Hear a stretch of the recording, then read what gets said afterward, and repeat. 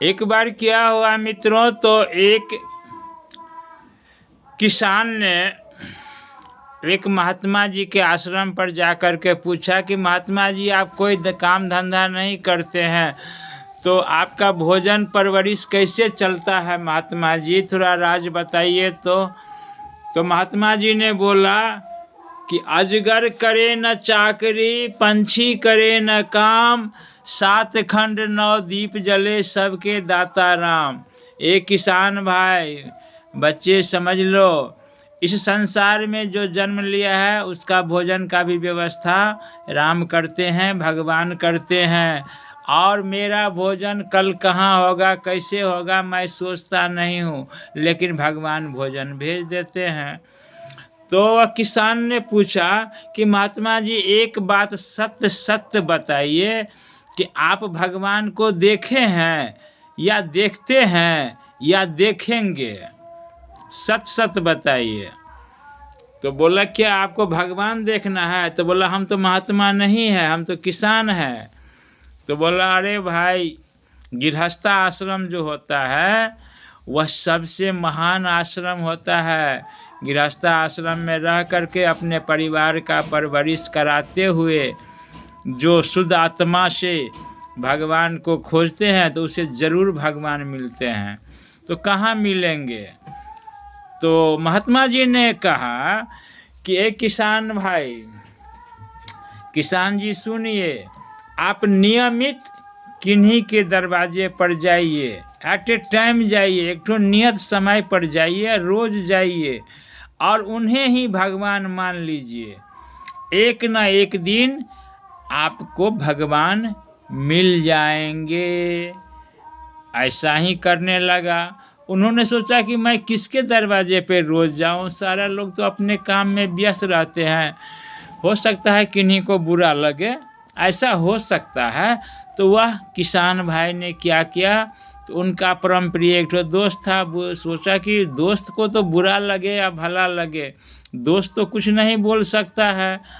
तो दोस्त के यहाँ रोज़ जाने लगा और प्रणाम करने लगा, रोज़ जाने लगा, प्रणाम करने लगा। एक दिन दोस्त ने पूछा कि दोस्त, तुम मुझे रोज़ प्रणाम करते हो? तो बोला दोस्त, तेरे जैसा शुद्ध आत्मा, पवित्र आत्मा मैं कहीं नहीं देखता हूँ, और तुझे मैं भगवान के बराबर मानता हूँ, समझो तुझे मैं भगवान ही मानता हूँ। बड़ा प्रसन्न हुए उनके दोस्त। एक दिन जब किसान उनके यहाँ गए तो वह दोस्त सवेरे सवेरे खेतों में पानी हुआ था तो पानी बांधने के लिए अपने खेत पर चले गए थे। परिवार वालों से जो किसान भाई पूछे कि मेरा दोस्त कहाँ है, तो बोला वो तो खेत पर चले गए हैं। कहाँ गए हैं? तो फलना खेत पर फलनाबाद में चले गए हैं। किसान भाई अपनी दिनचर्या के अनुसार रोज़ वहाँ पहुँचते थे। आज वह खेतों पर पहुँच गए। उधर उनके दोस्त जो खेतों में मिट्टी काट रहे थे तो एक सोने से भरी हुई घड़ा मिली थी दोस्त को। दोस्त चारों तरफ देख लिया कि कोई नहीं है, बाद में तो वह अकेले है। तो वह सोने के घड़े को फोड़ करके, तोड़ करके अब पैसे गिन रहे थे। सोना का पैसा था, बहुमूल्य चीज़ था, तो वह पैसे गिन रहे थे। उसी समय उनका ये किसान दोस्त देख लिया। नज़दीक में जब गया तो बोला कि आहा, दोस्त मिल गया, दोस्त मिल गया, मैं तो खोज रहा था, दोस्त मिल गया। और वह प्रणाम करके वापस हो रहे थे तो वह किसान का दोस्त जो था वो बोला कि कौन सा दोस्त मिल गया, हम तो बाद आ गए थे खेतों में काम करने के लिए।